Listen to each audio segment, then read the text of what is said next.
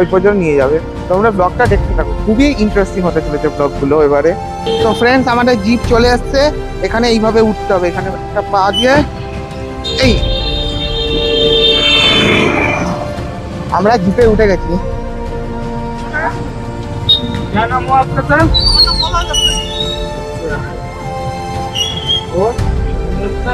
সৌমাল্য দত্ত আর সৌমা দত্ত। হ্যাঁ, তো চলো স্টার্ট করা যাক। খুব এক্সাইটেড।